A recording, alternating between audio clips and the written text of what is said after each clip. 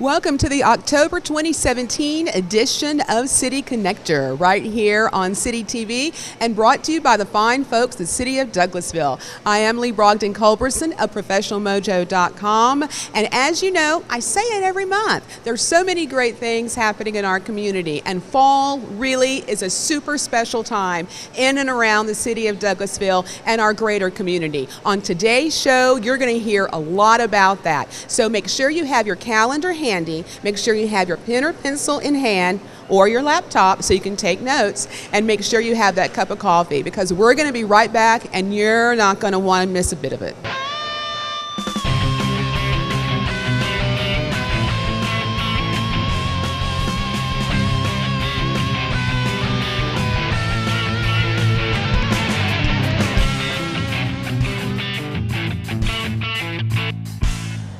Welcome back to the show.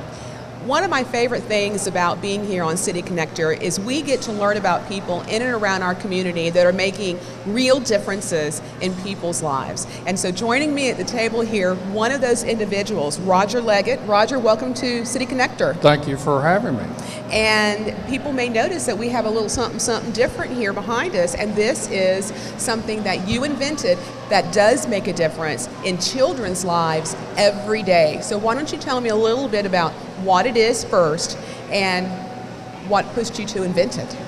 It's a radio flyer wagon that we've adapted a bracket. I invented the bracket with friends from Lockheed. We got together and made the designs. After 3 designs, this is the final outcome of it, and it's been a wonderful addition to when you're in hospitals, and parents and the staff, they all have to be moved around from one room to another, one clinic to the other inside the hospital for treatment. And this is so much easier than trying to do it with a wheelchair or a bed, or trying to pull a child in the wagon and follow behind them with the IV cart, because what happens is inevitably they hang that IV cart on something that's always in the hallway, and they have actually pulled the IVs out of children. Wow, so it's a dangerous thing. It is. It's a danger to the children. It's not a great danger, but it's painful to have to go through that of having the IV back installed. Right. And just the trauma of the blood, and you know how that happens. Right. But yeah, so what this stopped all that. Right, exactly. So to be clear for our viewers who maybe never seen one before, this is called Chad's bracket. Yes, the bracket itself is called Chad's bracket, and we buy the IV pole from California. It's an IV pole that's used every day in the hospitals. They're familiar with the IV pole. It's the same thing they use so every day. nothing out of the ordinary for them. That's right. Exactly right. That's the reason we designed it that way, where it wouldn't be strange, and could be easily used just like they do every day. And it holds the IV pump and all of the adapters for the IVs, plus the IV bags. It holds everything, and it's safe. It won't turn over. And that was one of the great things about this particular wagon. The construction of it is so safe, with or without the pole. It's hard to turn them over. So you really took it upon yourself to say, how can we get a little kid who's in a bad situation in a hospital out from his or her room, able to do things without possibly having the IV pulled out, with having all these cords and all around? And this was the answer to that. And who doesn't like to be pulled in a wagon too, so they have a good time as well? My granddaughter Felicity was having surgery that morning for a brain tumor. And Chad and I, my son Chad, he worked for Puckett Ambulance there at Children's Healthcare. And we were going down for breakfast that morning, and a lady was pushing her son into the elevator with the IV cart behind her. But when she got to the elevator, the wheels flipped around and she almost dumped it on her child. Oh, wow. And so that's what got the idea started. We got over there, she was able to catch it and get in the elevator, and when the doors closed, Chad looked at me and said, "There's got to be a better way to do that." And this is the better way. And this is the better way. So let's talk a little bit about how these things, this one is sponsored by, you said, Alexander High School. Right. This is one of the 8 at Alexander High School. They had a fundraiser. Actually, the funny thing is, Representative Micah Gravely was there with me that day with the wagons, and he gave them a challenge. He said, whatever you raise, I'll match it. Well, that was a mistake on Micah's part, because that set those kids on fire. And instead of having 4, they raised enough money for 8 of them. That's wonderful, because Chad's Bracket is a nonprofit. It is nonprofit. It's a 501c3. So you yes. rely on organizations and individuals Yes. to make these possible. Yes, it's a donation type of situation. I don't make any money whatsoever off of them. Every penny that goes to it stays in the wagon program to purchase more wagons and to get the wagons out. So how does that happen? How do you decide how many wagons to build and where the wagons go and who gets a wagon? It determines how many donations we get. Right. The people send the money, we buy the wagons, we buy all the equipment. They get to choose where the wagons go. I've got them in 34 states and 6 foreign countries now. And that's the great thing about it. On the back of it, you'll see there's a placard that tells exactly who donated the wagon and the whole 9 yards. And that way, when families go to the hospitals, these things are used every day. There's over 200 at Showa now. And either Eggleston or Scottish Rite, you go in those corrals, you won't see a wagon in there because they hoard them in the rooms. They're so used that they keep them in the rooms with them. Well, I can really see how this can make a true difference in a child's life. So I want to talk about one in particular. For our viewers, you've got a great Facebook page. It's called Chad's Bracket. They can go out there and get information. There's a lot of activity out on your Facebook page. There's an email account if they want to reach out and donate. That'd be great. More partners, right? More partners mean more wagons. Sure. So it's great.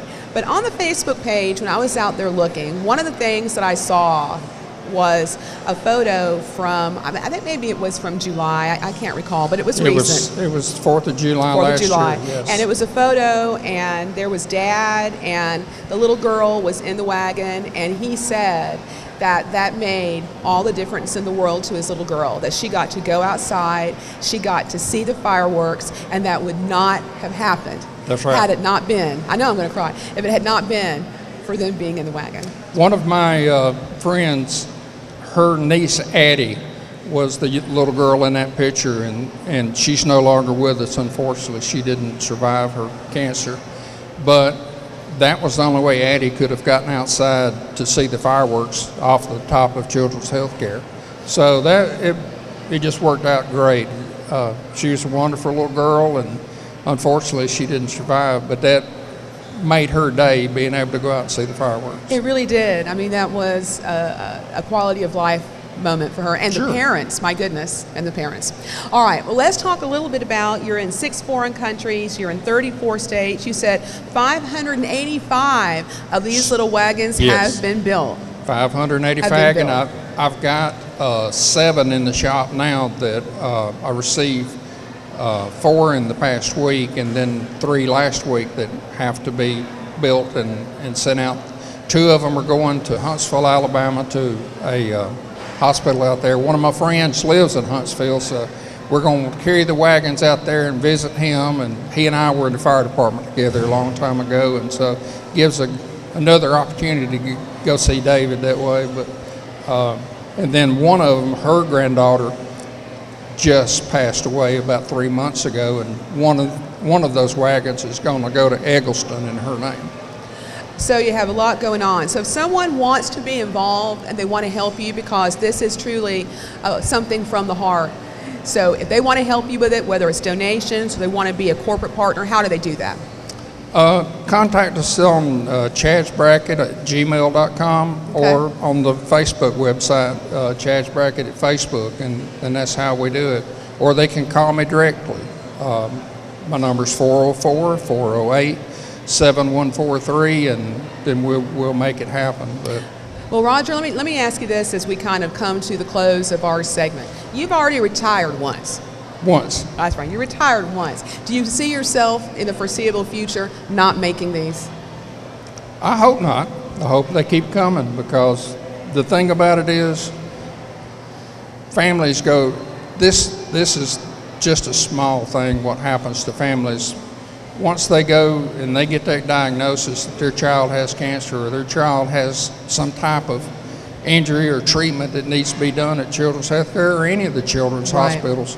This makes their life so much easier compared. They're already going through the biggest trauma in their life, and to be able to help to make that burden a lot less, that's what it's about. Right. I don't think you'll be retiring again anytime soon. I hope that not. is my prediction. I think there'll be lots more little hope red I'm wagons. building them for a long time. Well, wonderful. That's Roger Leggett doing really great work with Chad's Bracket. Thank you so much for being on the show. Make sure that you go out to the Facebook page. Make sure if you have a business or you'd like to donate, feel free to do that. The more you do it, the more wagons that Roger can build and can go out to these kids in need. Thanks so much for joining us. We're going to be right back after this segment with the interactive community calendar. Stay put. Welcome to this month's edition of City Connector and the interactive community calendar. Hey, Sarah, how are you? I'm doing great. All Fall right. is supposedly here, but you can't tell because of the temperatures outside, but I tell you, they're still steamy hot. Yep. It looks like they're going to be near 80s through the middle part of October. Yeah. So my. But we do have lots of fall events coming up. That'll be great for outdoor activities. Yes. So, and with us we have Miss Davina Hill from the Cultural Arts Council. How are you? What's going on? Lots of stuff, and Emily's going to follow me up with chili cook-off when we're going to have cold weather for that one. I guarantee it. I like that. That's well, on and it's order. in the evening, so it should be definitely cooler. Yes. But I'm here to talk about what we're doing at the Arts Council, which is an exhibit called Altered Realities, a photography show. You know, when you think about photography and you think that's taking an image of what is, and these are artists who take those images and manipulate them to make it what it could be, what it might be, what would be interesting. Very So cool. I'm looking forward to seeing that. We also have our Family Art Ventures program for children and families to enjoy together. We've just had the Piccadilly Puppets here, and now we're going to have Brian Engel, who talks about physics and music, and he does a glass harp. Oh, He cool. will be at Dog River on October 7th at 10:30. Awesome. And when is the photo exhibit? I know you guys have an opening reception, and when does that run through? I should mention those dates. It's okay. That's why we're here. November 16th it opens, and there's a reception that night from 6 to 8, and it runs through November 15th. Very cool. Very good. We're open during the week. Come on, stop by. We had people visiting when I left, so enjoy. Awesome. And if people want more information about all of the events and programs, where is the best place for them to get that information? They can get it through our website, www.artsdouglas.org, or give us a call at 770-949-2787. And I have to say, I saw you guys launched a new website, and it's very great and interactive. It looks really good. Good. Thank you. Appreciate it. All righty.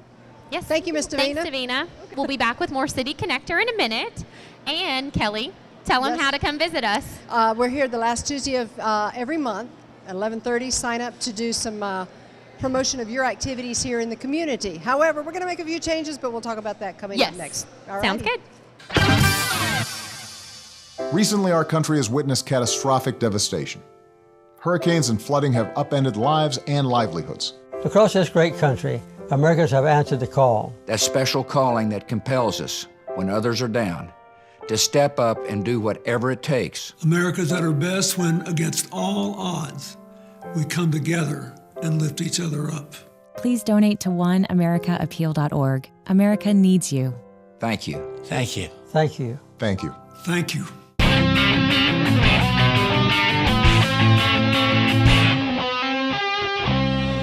Welcome back to City Connector.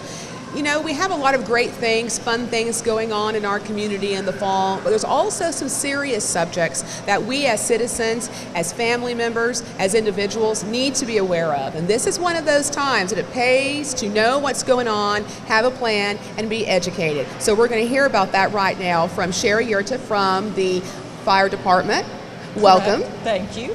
And if you would, go ahead and look. There you go. Okay. Make sure we can hear you. Good deal. All right, so we're going to talk today about Fire Prevention Month, which is in October, and then Fire Prevention Week is also October 2nd through October 8th. So let's start first, because I thought this was really an interesting factoid, how Fire Prevention Month got started? Because unfortunately, things usually have to happen before there is catalyst for change. That was the case for this. That is correct. So Fire Prevention Week commemorates the Great Chicago Fire of October 1871. Many people remember that as the poor cow that got blamed for knocking over the lantern and starting the fire.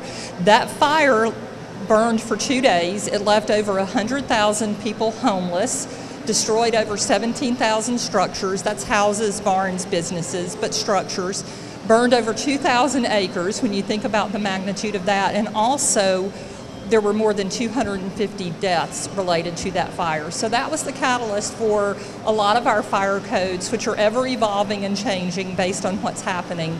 But that's exactly correct. When something bad happens, then we have to figure out how to fix it and make it better. And that's part of what the education component of Fire Prevention Month and Fire Prevention Week is about. Just like we have hurricane preparedness, which gets so much attention, I think that a lot of people don't really pay attention to having a plan and being educated about how to get out of their home when fire happens. Would you agree with that? That is true.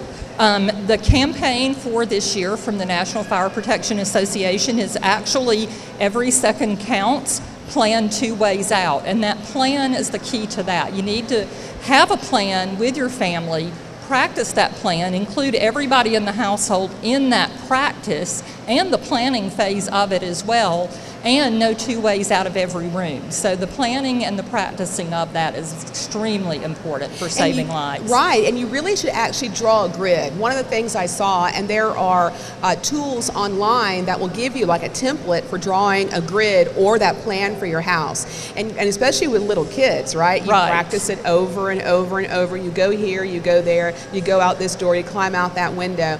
And then they have that actual map, just like in a regular mall, on the wall somewhere, whether it's in the kitchen or the bedroom or multiple places, so you know, because you forget, especially when you're under that kind of stress. Right, and what I recommend to families, especially families with small children, is post that plan on the refrigerator, because everybody's in the refrigerator every day. So that's a great place to post it, so that especially those that might need that memory jog will see it. Every time they open that refrigerator door and close it, there's that plan. How many times should we practice the fire drill, the home fire drill, per year, in your opinion? Well, schools are required to hold a drill once a month, anytime that school is in session. I think once a month at home is a perfectly good example. Typically, most people do that fire drill at home twice a year, and a good way to remember that is do it when you're changing your clocks. So when the time changes in the spring and in the fall, change the batteries in your smoke alarm and practice your fire drill, especially if something's changed. If there's a new family member, there's a new baby in the house, you might need to remind yourself how to get out with that baby. Or if there's an elderly family member that's maybe moved in, practice it with them. You need to practice it with everybody, and remember that things change constantly in our lives. And also pets. Pets too, that's correct. I know that you see that probably a lot too. You know, something happens, people run back in to try and get their pet. Yet if they maybe had a plan, if they had a leash handy, if they had a carrier close by and part of the plan, then they could have included the pet in that. The best thing to remember with pets is that pets are sometimes more intuitive than humans, and if you get out and leave the door open, they're probably going to come find you. Good point, good point. Well, let's talk about smoke alarms. I've heard people before say, oh, you know what, I burned my grilled cheese, the smoke alarm, I see you smiling, you know where I'm going. The smoke alarm went off, therefore I'm going to go and take the battery or take the wire out of my smoke alarm so when I burn the grilled cheese next time, it won't go off. Bad idea. Let's not do that. Let's not do that. So we don't want to take batteries or unplug smoke alarms. You do need to have smoke alarms in every area of your house, but probably not directly in the kitchen. Sometimes the steam from bathrooms can also activate them, but there's different types of smoke detectors that you can get that will help avoid those problems. So whenever you go to shop for a smoke detector, you can always ask the clerk in that department which is best for the hallway outside the bathroom where the steam's going to hit it and potentially set it off, and take care of that problem. They need to be in all levels of the home, so if you have a basement or an upstairs area, you need one there as well. And in all the sleeping areas, either in the actual bedroom or if you have bedrooms in a common area of the house, out in the hallway. right outside those bedrooms. All right, what else do you recommend? We've talked about having a plan, posting a plan. We've talked about making sure that you practice the plan, having the fire alarms, smoke alarms in all of the areas, appropriate areas of your house, making sure that they're wired appropriately and they're functional, maybe even testing those. What else do you recommend for a family? So for your smoke alarms, you need to also remember to change the batteries. Spring and fall, we say if you change your clocks, change the batteries. Smoke alarms themselves, the components wear out after about 10 years, so they need to be completely replaced every 10 years, and that's a hard thing to remember. So you have to come up with a way of marking them or identifying them, putting on your online calendar, because you can go 10 years out to set yourself a reminder for that. There are also smoke alarms available now that actually have a battery that's good for 10 years. It's in a closed compartment, so you can't be tempted to remove the battery when you burn the grilled cheese or the ramen noodles, whatever it might be. So that helps protect you as well. Great advice. Now, you teach fire safety education classes all year, not just during Fire Prevention Week. You said that you were like the third or fourth stop for today. In fact, you were making the rounds with some great workshops in the community. So what are some of the things the fire department does to make sure that our citizens are educated and safe? So we have a big fire prevention program. We do events with schools. This morning I actually started out at 6 a.m., which is early for me, and I did 5 fire extinguisher classes at a local manufacturing facility for their first shift crew. I'll be back out there tomorrow with their second shift crew, working a little bit later than normal, but we do that with local industries through a simulator program that we share with the Emergency Management Agency here in Douglas County. It's his equipment, but we keep control of it. And Jason Milholland, the EMA director, is really great to help us and let us borrow that equipment. So we teach fire extinguisher classes for local industries, churches, schools. We have trained all the custodial staff with the school system, the Water and Sewer Authority. If you want it, basically we'll bring it to you if we can fit it into our schedules. It is completely free training for industries and for local businesses. There's no cost involved because there's no live fire involved. It's all a simulator. It's like a big old school arcade game, and it's a lot of fun, and it gets very competitive when we have large groups of people. I bet. We don't give prizes. The prize is just learning how to use the fire extinguisher safely. We also work with our schools and child care centers. We have different programs for different age levels. There's Friendly Firefighter and Community Helpers program for the child care through elementary ages. When you get into middle school and high school and even the college level at the technical college, we do fire extinguisher training with their health occupations and early childhood education students, and really, again, anybody that's interested in that training. Right. We do career programs also for the elementary schools. We have station tours where you can bring your scout troop to the fire station, your civic group, different organizations, and we kind of show you a day in the life of a firefighter, and of course we throw some safety education in there as well. So that's great. So for no matter what business, individual, no matter what age you are at school, you've got some sort of program that will help to educate. That is correct. We also have a program that is specifically for the special needs community, and we work with those folks with their caregivers to teach them how to call 911 in an emergency, what to do if there's an emergency, how to get out of the house safely, and we work with anybody really that wants our assistance. We're happy to help. That is great. Now, before we close out, I want to make sure that we point out that on October 7th, which is right in the middle of Fire Prevention Week, you're going to be having some fun things happening. We are doing some really cool stuff this year. Last year at the county's September Saturdays Festival, we tried something new, and it was a huge hit. We had a Junior Firefighter Combat Challenge course where we set up different stations that simulated the same training that we go through every year with different activities. We'll have a maze where the kids have to crawl through a low area and find their way out safely. We'll have a box where there's all kinds of wires and things hanging down to catch them, to simulate being inside a house where things maybe have fallen from the ceiling during a fire. Lots of different skills, and it's for elementary age children. It's going to be in the back parking lot at Fire Department headquarters, which is at 6856 West Broad Street, right next to Hudson's Barbecue. And we'll have that course in the back parking lot for elementary age children. We're also going to be doing an open house at Fire Station number 10, which is just up the corner from our headquarters building on Church Street. And the hours for that are 11 a.m. to 2 p.m., again on Saturday, October the 7th. So we're looking forward to having as many kids and grown-ups and everybody that wants to come out and participate in that event. Not only a great time for us as a community to come and visit with you guys and learn more about what you do, but you never know how many of those kids crawling through the maze might be a firefighter down the road. You never know. And you also never know when it might be just that little bit of training they need. I get stopped when I'm at the grocery store with children saying, "Oh, you were the firefighter lady that came to my school." They really do catch on, and they keep that stuff. They're like little sponges. Absolutely. And they keep that stuff in their heads and remember it. All right, well, go on out October 7th. You heard about it. That's right in the middle of Fire Prevention Week, and learn more about the great job that our first responders and our fire department's doing. Sherri Yearta, thank you so much for being on. Thank you for having me. All right, we're going to go off. We're going to listen to some more fabulous talent, but we'll be back, so don't go anywhere.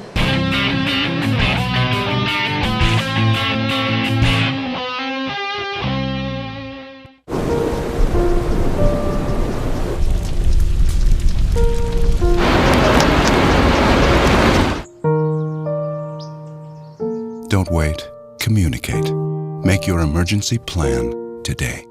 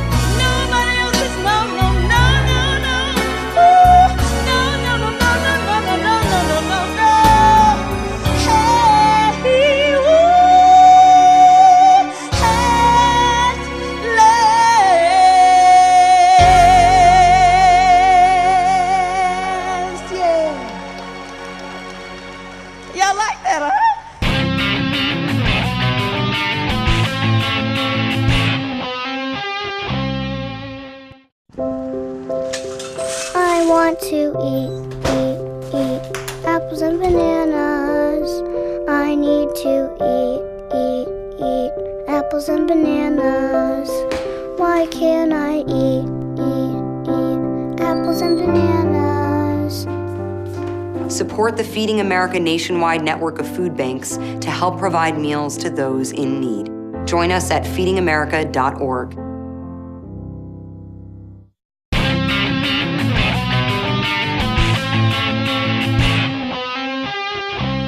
Welcome back to this month's City Connector. Joining me at the table now is a first-time guest with us, I think, Mark Edwards of the Douglasville PD. Welcome, Mark. Thank you. So we're going to talk today about one of my favorite events, which is the Douglasville Police Fall Festival and Safety Expo. And before we get into all the specifics of it, this is your third one. It started in 2015, right? It did. So what in the world made you guys think, I think we'll have a fall festival out there and see what happens? What brought it about? It's a really good story. Douglasville's always been involved with the community, but when Chief Sparks came on as our official chief in 2015, one thing he wanted to make sure the community knew is that we are community-oriented and we operate in a community-oriented policing environment. So the first thing he did is he changed our motto, we are one with our community. And it's real easy to put that on cars and put it on pieces of paper and send it out, but how do you show it? Right. You bring folks into your own home and show them that you are one with their community. And that first event in 2015 took off really well, and we're really excited the direction we're going. So you're on your third one. It's probably going to be bigger and better than ever. Absolutely. So let's talk a little bit about that. It's on Saturday, October 14th, 10 a.m. to 4 p.m., and it's at the Douglasville Public Safety Complex. For maybe citizens who are new to the area, because we have a lot of folks coming in all the time, tell them where that's at on Fairburn Road. The easiest landmark that most people know on Fairburn Road is a Quick Trip. So most people we tell it's a half a mile south on Highway 92, just below the Quick Trip. All right, great. Now, and it's a great complex, it's a beautiful complex, lots of room for all the citizens to go out there and check everything out. Now, you're going to be having a lot of things happening, so talk to us a little bit about that. You know, it's a great festival environment with lots of food and snacks and those kinds of things, games for the kids, bouncy houses. Those are the things that the kids like to go to a fair for. But the other thing that we add in there is their ability to come up and talk to the officers, see canine demonstrations, talk to the sheriff's office that's going to be there, the fire department, even the hero unit's going to be there this year. So that's really exciting to add some additional folks in there with our annual fall festival. The coolest thing about this one, though, we're going to have a medevac helicopter. Oh, wow. So, you know, I'm excited about that. I'm excited about that, too. Not just for kids, but also adults. So you can tour, like go inside and look in the helicopter? Look around the helicopters. It's an exciting opportunity for us. I mentioned the canine demonstrations. Yes. Canines are always a favorite. It doesn't matter if we're presenting to adults or children. And we've got a great group of canine officers and canines. So it ought to be a great experience for everybody. I love the fact that you led off with, hey, we have all this fun stuff. There's food, we frolic, we have a great time, but it's really important that if you have questions about the community or you want to talk to a police officer, you're right there. And really, in my opinion, that's the big reason, right, that you're out here and you're doing this. And so you can interact with us and answer our citizen questions, and, you know, you're people just like us. Well, you know, seldom do people see police officers out of the police car or away from a call. So having them at our location, having them relax in an environment where they're having fun, gives them that opportunity to rub elbows with all of the police officers, the sheriff's office, the fire department. Love it. And really kind of get to know us, know that we are human and we're there just like them, want to help them out as much as possible. And our officers, we have plenty of volunteers that come in. This is an exciting event for all of our officers. Well, I've been there before, and it really is wonderful. And now I'm looking forward to the medevac helicopter. That's great. Now, you do need some vendors, though, so there is still time, probably close up until a day, for them to give you guys a call and to come on out. And one of the best things about being a vendor is not just that you're supporting the community and what you're doing at the police department, but those proceeds go to the Toys for Tots, the toy. Well, we have our own Douglasville Police Department toy drive. And it's a great opportunity for us to bring these vendors in, and all of the money that they spend for the registration fee, it actually goes to the toy drive. The PD doesn't take in any money for our own benefit. So our main goal is to help support the community, and one way we can do that is give back to our community through the toy drive for the children. All right, so once again, it's Saturday, October 14th, 10 to 4 a.m. 10 a.m. to 4 p.m., Douglasville Public Safety Complex on Fairburn Road, right down from the Quick Trip. And I do want to talk just real quickly a little bit about some of these things, the K9 demonstrations. Oh, you're going to have a touch truck, too. We are. That's gonna have always a touch truck. super popular. Kids love the touch a truck, and adults sometimes. I like it, too. I like it, too. And pet adoptions. We are going to have pet adoptions there on scene, so it'll be a great opportunity. Somebody needing a pet or just wanting to rescue a pet, we're going to have adoptions there on site. So you've really thought about a lot of things that a community could be involved in and brought them all together. Absolutely. It's a great opportunity for Douglasville to serve its citizens. How soon in advance? When you finish this one, do you start planning the next one right away almost? It's kind of funny because, we have a little lull right after the fair, and then we start talking about, what's next? What are we going to do next year to make this bigger and better? So there's always some great ideas floating around how we can do better the next year. All right, wonderful. Well, I love to give my guests the last word, and we've talked about all the wonderful things that are going to be happening here. Vendors still have time to reach out to you to be a part of it. What do you want the citizens to know about the festival and why they should come and be a part of it? Just come and be a part of it, just be part of our community. Again, we are one with our community, and we'd love for everybody to show up. The bigger, the better. It's very seldom that people get that opportunity just to relax around law enforcement, at a police department, and just have fun. And it's just a good setting for that. One thing I would like to mention, that anybody that wants to come, it is free admission, of course. Good point. But we do encourage folks, if they have the opportunity, to stop by and get an unwrapped gift and contribute to our toy drive. All right, wonderful. So once again, Mark Edwards, Douglasville PD. We've got the Fall Festival and Safety Expo Saturday, October 14th, 10 to 4, open to everyone. Everybody. Free admission, food trucks, crafts, music, toys, touch a truck, a helicopter, dogs, all sorts of great things. It's great. And you guys too. Absolutely. All right, wonderful. Thanks for being on the show. Thank you for having me. Okay, so now you know. Mark it on your calendar, October 14th. You're going to love it. I've been there. It is a great time. Wonderful to talk to these guys and our first responders. We appreciate what they do. All right, we're going to go off. We're going to get some more information on the interactive community calendar, and we will be right back. So don't step away. Welcome back to the community calendar, the interactive portion here. And with us, we have Miss Emily from the Cultural Arts Center, right? With more events coming up from the CAC. And this is one of my personal favorites. So tell us what is going on in October. Well, we have our 21st annual chili cook-off in downtown Douglasville on October 21st as well. And it's going to be the first time. We were the last public event on the plaza, and we're going to be the first public event as well for this newly renovation. We were excited to see what it's going to look like. It's already coming along great. We'll have costume contests, we'll have awards for all the kids, and we're going to have adult contests as well. So make sure everybody comes dressed up. And then we'll have, of course, the best chili in town. So we'll find out who that is that night as well. So a lot going on. Great. So what was I about to ask? 21 on the 21st. So that's like a golden birthday or something. Yeah, it should be. Yeah. I vote that somebody should give like birthday cake flavored chili or something like that. That's a good idea. That'd kind of be gross, but can you I don't bring know. that for us? No. No, I'm just kidding. But it's a great event. And then, so what time does it kick off? Yeah, it starts at 6 o'clock and ends at 9 o'clock. And we'll have contests run throughout the night. Of course, we'll have our judges that will come in and they'll judge the awards. We'll have best tasting, most sold, and best presentation, and spiciest chili going on that night as well. Awesome. And do you still have space for cookers? We have like 2 spaces left. So, get it in and get it fast if you want a spot. Great. And how do they get that information? They can go to our website, which is artsdouglas.org, or they can give us a call. Great. So it's a full house on the full new plaza. That's right. We're excited about it. I wonder if there's going to be a full moon. That would just like, yeah, that would be really cool too. And the moonlight runs that night too for the Rogue Runners. So very cool. Going on. Big downtown event. Yep. Yes. All righty. Thank you, Miss Emily. Thank you. All right. Well, we've got a couple of other things that we've got going on too. We decided to make a few notes. We just made a little laundry list. I know the Chamber and the school system in Brighton Academy are presenting Principal for a Day on October 19th, and that's where we basically set you up to shadow a principal in one of the Douglas County schools or Brighton Academy for a half day, so you get to see kind of all the exciting things that they do and the challenges that they face. So I know you were principal for a day a few years ago. I was over at Chestnut Log. Great right? experience. So the application deadline for that is October the 5th, so it's next week.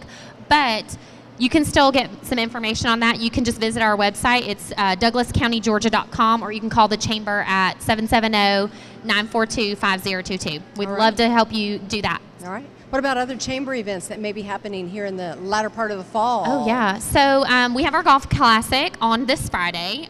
So that's very exciting. And then I will tease. Okay, a small teaser. We are revamping our holiday shop local program, and it's called Buy Local, Win Big.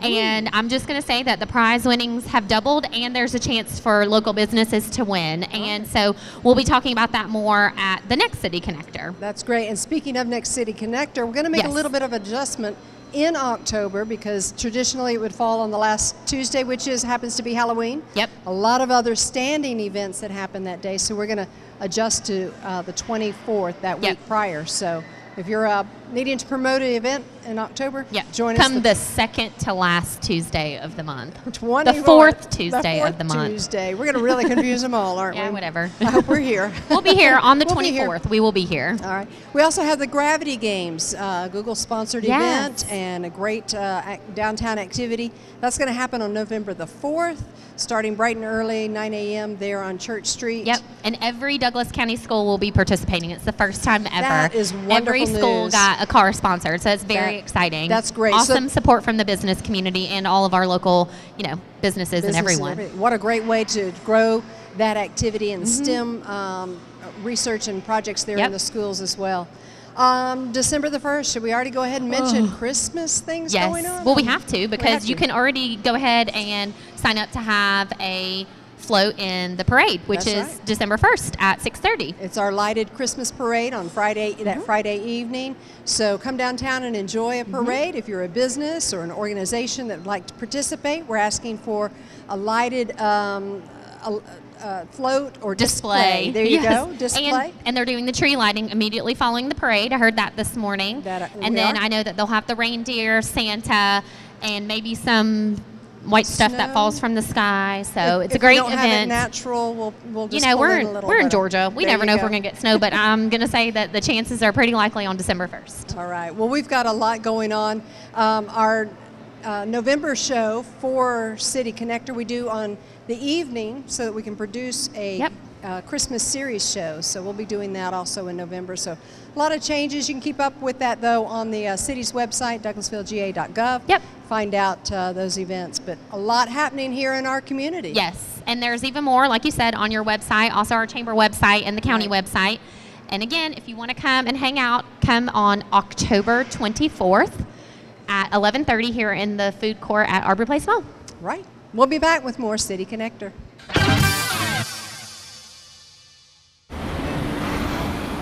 Hey, let's check out this park. Oh, wow, that's really cool. To find a great local park or forest near you, go to discovertheforest.org.